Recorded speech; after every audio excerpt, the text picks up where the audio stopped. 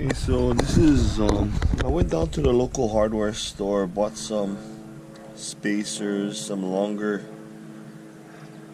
screws. Those are M6s with a 10mm head.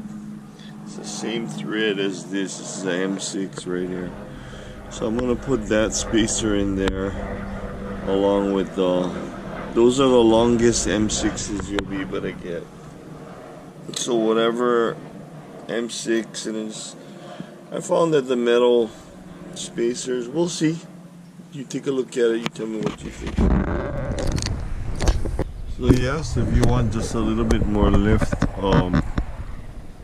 the Yamaha didn't really have too much space, so if you go into muddy areas, you're gonna have a hard time. So what I did was, like I showed you, just go down to Lowe's, you get this M6, or you can go, where I got this from was a local place called City Mill. Then what I do is I put the lock washer, right? That's how we do things. And then we put the flat washer. And then you go ahead and you put your spacer in here.